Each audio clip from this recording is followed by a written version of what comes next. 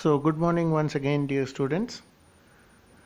We will continue in tune with what we have been doing last week.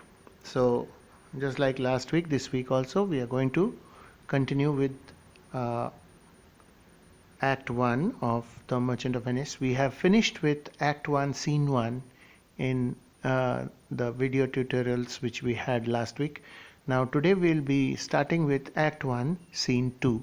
And before I begin, let me once again remind you that the classes which are being held in this way, where I am explaining through these videos line by line, will not be repeated again once the school reopens. So you are expected to go through these videos till the end and keep your textbook open before you and follow each and every line as I explain the lines through these videos.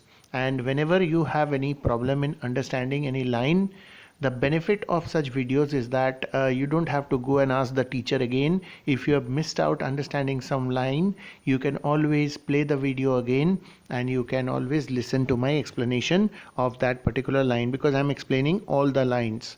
And it's also essential that when you read the text, you should also side by side read the explanations and the meanings which are given side by side with the text. In the book itself, you will see that the meanings and explanations are given alongside. You are supposed to go through those. And whenever you begin with a new scene, it is essential that you should go through whatever you get about the scene from the workbook. So make sure that you are reading the workbook and make sure that you are following my classes. Now let's begin. We have finished Act 1, Scene 1. We are now starting this week with Act 1, Scene 2. So let's see what happens in this scene.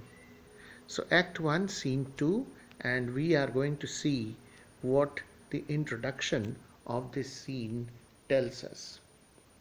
So this scene opens in Belmont. Now, where is Belmont? Belmont does not really exist anywhere in the world. It is an imaginary place name which is used here by William Shakespeare. Though Venice really exists, but Belmont does not exist. So Belmont is supposed to be the place where Portia lives. Now, in the previous scene, we have seen how Bassanio was trying to convince his best friend Antonio to provide him with funds so that he could go to Belmont and he could try and see if he could marry Portia, whom he loves. Now here the scene opens in Belmont, where Portia, the rich and beautiful heiress means successor of her father. She is the only successor of her rich father. So she has a lot of wealth. I have explained in the previous scene also. And she is the owner of that wealth for as long as she does not get married. And as per the law of those times, you know that so long as a girl does not get married and she inherits a lot of wealth and property from her father, she is the owner of everything. But once she gets married, everything automatically, the ownership automatically gets transferred to her husband. So that was the system in the olden times. So that is how now she is the possessor of lot of wealth. She shares with her maid Nerissa. Now we'll be meeting for the first time both Portia and Nerissa.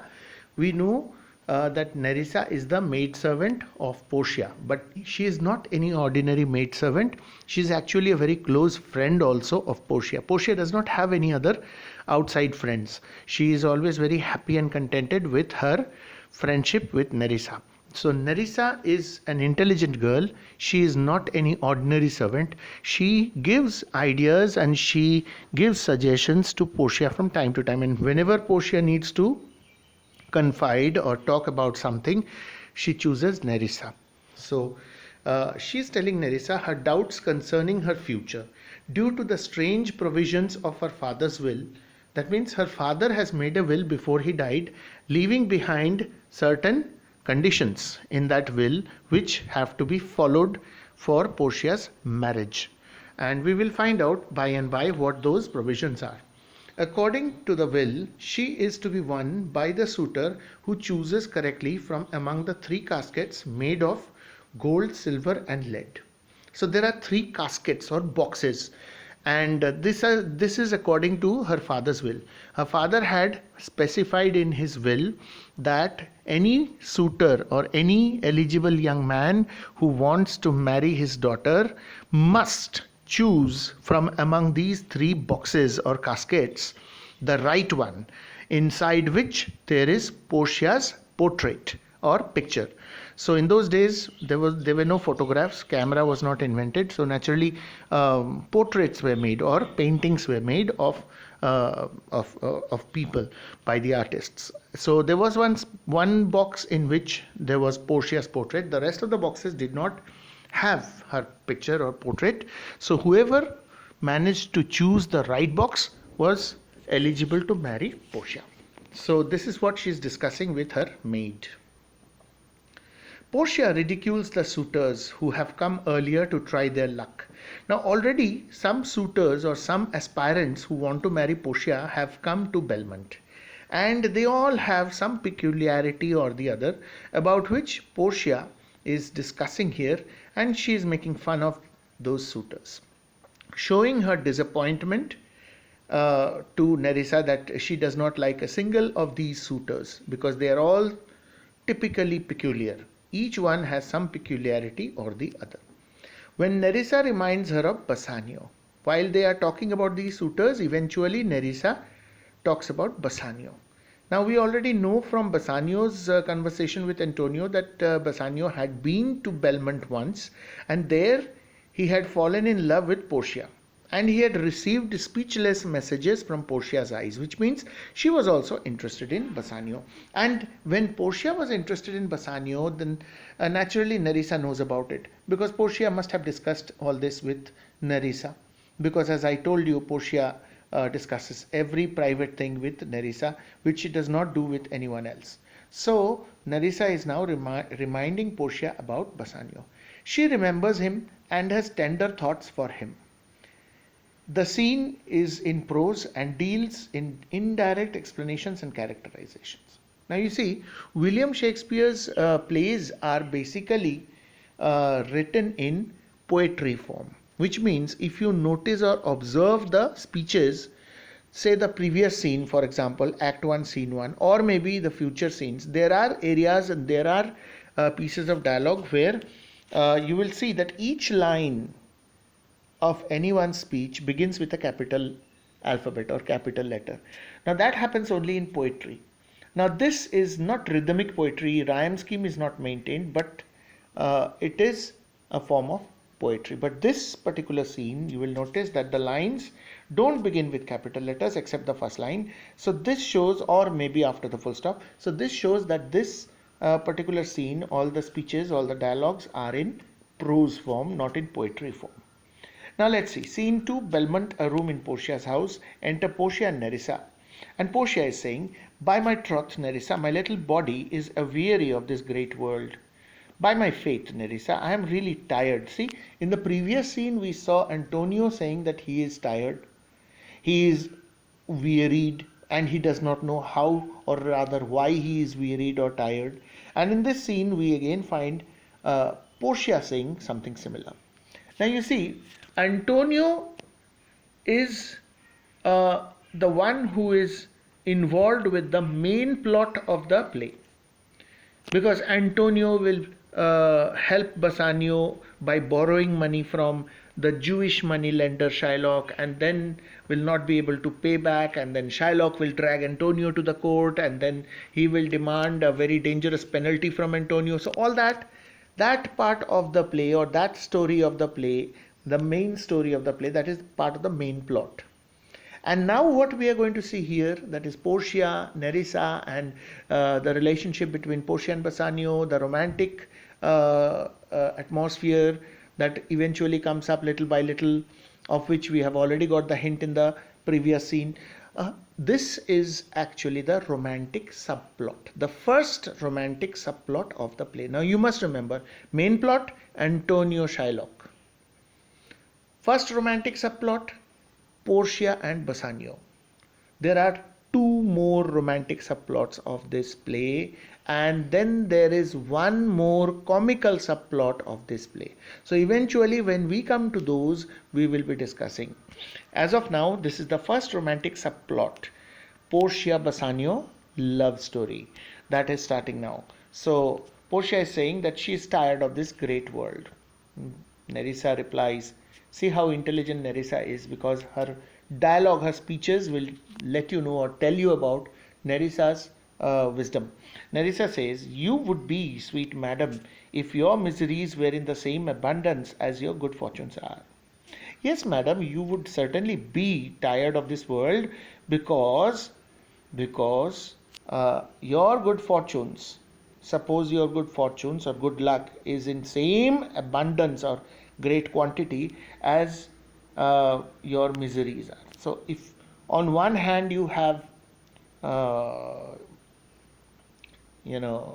problems, suffering or trouble or pain or sadness, miseries, and on the other hand you have plenty of everything, happiness. So if happiness and sadness are in equal amount, then you will be sick and tired of it, because 50-50 of each, that is very difficult to, not exactly 50-50, as much as you have your happiness, so much also you have your sadness. So it's very difficult to tackle both at the same time, and that's the reason why probably you are tired.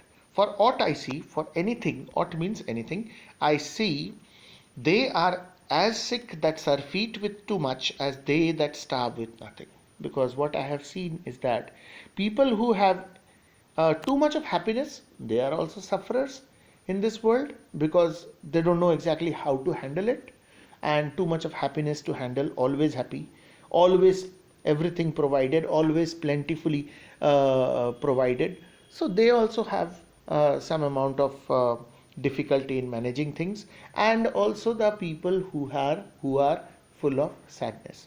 So people who are absolutely sad and always sad, and people who are absolutely happy and always happy, both have the same problem. Surfeit means to overflow. So uh, with too much as they starve with nothing. So people who have too much and the people who have nothing, and so they are starving, they both have the same behavior. It is no mean happiness, therefore, to be seated in the mean. Now, here, Nerissa is playing with the word pun, or rather with the word mean. She is actually punning on this word. She is using the word mean in two different meanings. It's a pun. So, it's no mean happiness, it's no less happiness, therefore, to be seated in the mean, to be seated somewhere in between. It's better to have equal amounts of both and be able to sit in the middle. If you have too much of something, you are not happy. If you have too less of something, then you are also not happy. So it is better to be somewhere in between.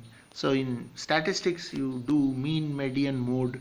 What is the mean? The mean is somewhere in the center. So that's what she is trying to mean. Superfluity comes sooner by white hairs, but competency lives longer. Now this means those who have too much of anything, that is superfluity, they will grow older fast. But a person who is competent, those who have just enough, they live longer. So the meaning is explained alongside. You can see we have already come to page 31. Portia says, good sentences and well pronounced. You have given me some good advice through proverbs. Very good. Nice. Nerissa, they would be better if well followed. Madam, if my sentences have been good, if I have spoken well, then please try to follow what I mean to say. That means try to live in the mean of both sadness and happiness. That means balance both in such a way that you are not tired. Portia says, if to do were as easy as to know what were good to do, chapels had been churches and poor men's cottages princes' palaces. Knowing something and doing something are two different things entirely. If to do were as easy as to know what were good to do, if doing had been so easy as knowing what is good to be done, Then, instead of chapels, we would have seen churches being built. What are chapels? Chapels are smaller places of worship, whereas churches are bigger. So, knowing, I can say that I know if I can build a church, it will be better. But in reality, is it possible to build a church? Maybe we don't have the funds. So, knowing is one thing, and putting it into practice is another. It's not so easy. Otherwise, chapels would have been churches, and poor men's cottages would have become palaces of princes. So, even a poor man wishes to have a palace and live in a palace. But can he afford it? Not possible. So, thinking is one thing, reality is another, practicality is another. So, putting your thoughts into action to fulfill what you think is right is not always easy. It is a good divine that follows his own instructions. Good divine. Who is divine? A preacher, a priest. It is a good priest who can follow his own advice. Priests in the church, in the mosques, in the temples, in the gurdwaras, in all these religious places of worship or the monasteries, you will see that they advise people as to how to live their lives. They give good advice. They instruct. They give life's lessons to the followers, the devotees. But here what Portia means to say is that it is only a good priest who can actually follow the advice which he gives to others. Giving advice is very easy, but following the same advice which you give to others is not so easy. I can easier teach 20 that were good to be done than be one of the 20 to follow mine own teaching. So it means all the same, that I can easily teach 20 people about what is the good thing that is to be done than to be one of those 20 people and follow my own teaching. What I am teaching them, if I become one of them and try to follow, if I can do that, yes, then I am a good teacher. Otherwise not. The brain may devise laws for the blood, but a hot temper leaps over a cold decree. Yes. The human brain is reasonable. It is logical, and it can devise, or it can prepare, it can make laws for the blood. Blood is will or body. Note the distinction between reason and will, or mind and body. So, mind can make certain rules and regulations for your body. But to carry out what your mind tells you to do by your bodily performance is not always easy. The brain may devise laws for the blood, but a hot temper leaps over a cold decree. Now, what is this hot temper and cold decree? The heat of desire disobeys such cold laws. Your mind says, don't do it. This is not right. Instead, do that which is right. But your desires, the heat of desire makes you do sometimes certain things which are not really recommended. So that is what Portia is meaning to say here. What is she hinting at? Is she trying to mean that her father has laid before her a cold decree or certain rules and regulations, certain conditions by means of which she has to be married by some eligible suitor, but she herself may not feel so that she should follow those rules and regulations and may fall for someone whom she desires? Well, maybe she's talking about that. But then, in the long run, we shall see that Portia doesn't do it. She follows her father's wishes. Anyway, she's talking about it at least. And she is talking. Now, talking is okay. But really doing it, as she says, is of course not what she will be doing. She's just talking about it. And she is confiding with her friend, her best friend. Just as Antonio and Bassanio are best friends, so also Portia and Nerissa. The only difference is Antonio and Bassanio are of the same status or pedigree, but here Nerissa is basically a maidservant, but Portia considers her to be her friend. Anyway, coming to the line, such a hare is madness. Such a hare. What's a hare? Hare is a rabbit. Madness of the human mind, that is sudden impulse or intense feeling of doing something, is like a madness in the human mind. That is what young people usually are. Such a hare is madness, the youth. Meaning to say, young people, youthful high spirits, they have youthful high spirits. They are like a hare or a rabbit, which easily leaps or skips over the nets or meshes of limping, that is the cripple, good advice or counsel. See, all the meanings are explained. If you read side by side the meanings as you read the lines, you won't have any problem. So, young people are like the rabbit. They have intense feelings, and so they jump over all such good advice given to them, and they try to do things which are not really recommended. But this reasoning is not in the fashion to choose me a husband. But then all this reasoning is not really going to help me. This is not wise talk at all, by means of which I can choose a husband for myself. Oh me, the word choose. The moment she uses the word choose, she is taken aback by the thought that she cannot say she can choose, because she has no right to choose. I may neither choose whom I would, nor refuse whom I dislike. So this is the problem.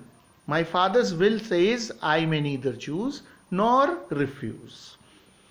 Whoever chooses the right box or the right casket, whether it is the gold casket or the silver casket or the lead casket, whichever casket contains my portrait inside it, and finds the portrait inside, obviously I have to marry that man.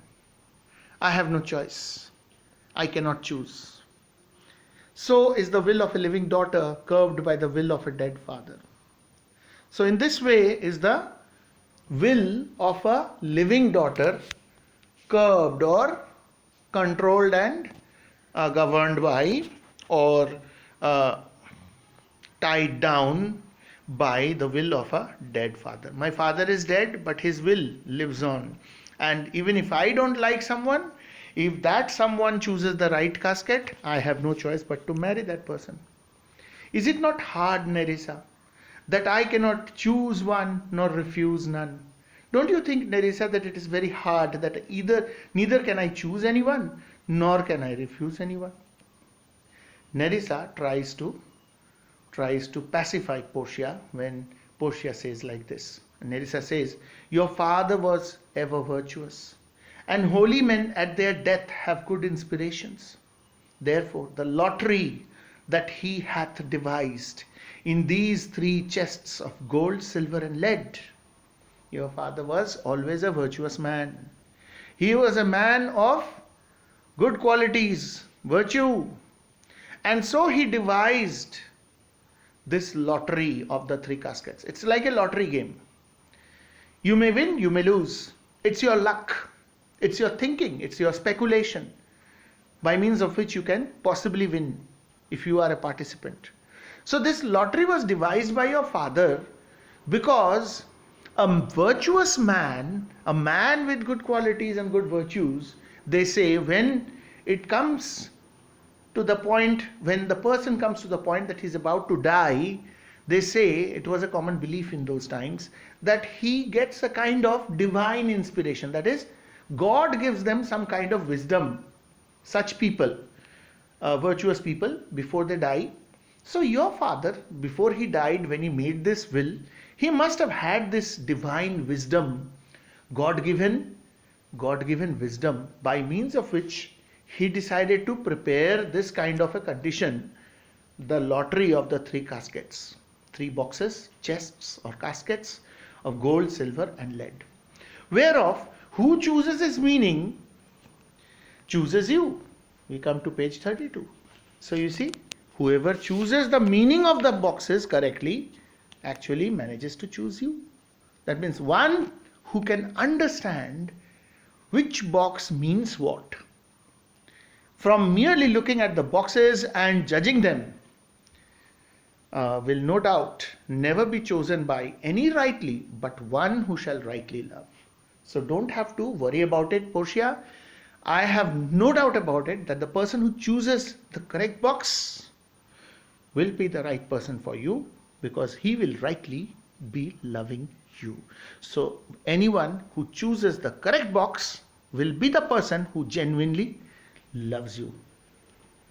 But what warmth is there in your affection towards any of these princely suitors that are already come? But then forget about it, Portia, as of now. Let me ask you, Portia, what are your feelings and opinions about these princely suitors who have already come to Belmont and who want to take part in the lottery of the three caskets, gold, silver and lead?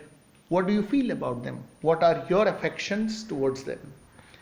Portia says, I pray thee, I request you, overname them. Name them one by one, and as thou namest them, and as you mention their names, I will describe them. I will tell you what I feel about each one of them. And according to my description, level at my affection. And from my description, whatever I say about each one of them, from that you can judge what I feel about them. Nerissa says, first, there is the Neapolitan prince. First, we have the prince from Naples. Naples is in Italy. It was a dukedom. It was a small dukedom ruled by a duke. So here is the prince who has come from Naples. What do you feel about him? Portia says, hey, that's a colt indeed. Oh my goodness, that guy. Don't tell me, he's just like a young horse, a young male horse. Colt is a young male horse. You see, inexperienced young man. Here it refers to a young horse, which means inexperienced young man. Neapolitans were famed for horsemanship. You see, people from Naples or Neapolitans, they were famous in those days for being good horse riders. So he is himself like a horse. According to Portia, he is himself like a horse, because for he doth nothing but talk of his horse. Because all that he does is talk about his horse.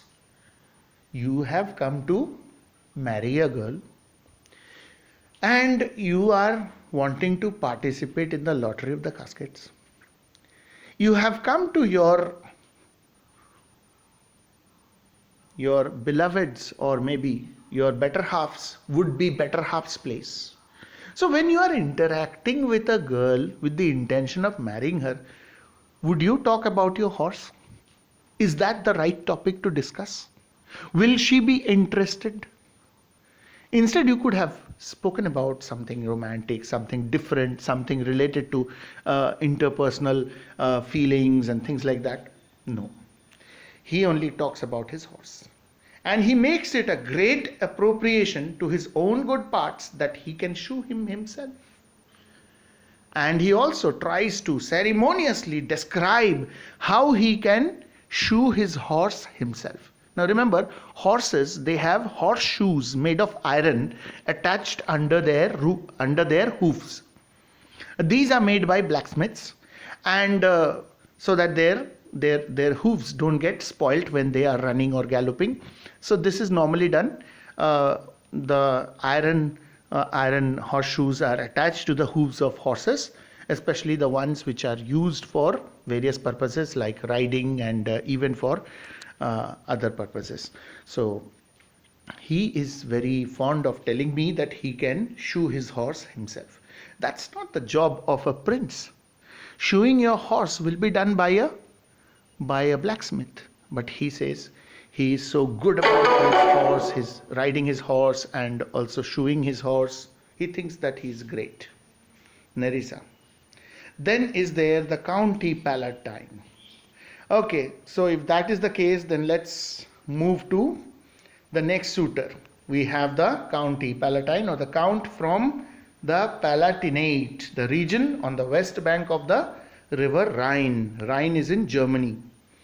The Count is a local ruler or a nobleman. So he is a noble or a local ruler from the region of river Rhine. So what do you feel about him, County Palatine? Portia, he doth nothing but frown, as who should say, and you will not have me choose. This guy, he has such a very peculiar temperament. He's always, if you look at his face, he's always frowning. What is frowning? Giving expressions of disappointment and anger. Okay? So he always frowns as if he is trying to say always, you cannot make me choose. I will not choose. Then why are you here? Nobody can make me choose. Then why are you here? This is his attitude. He hears merry tales and smiles not. If you tell him funny stories, he does not smile.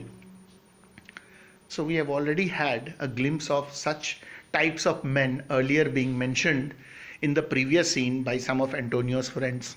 So here we see an example of that. He hears happy stories or funny stories and he does not smile.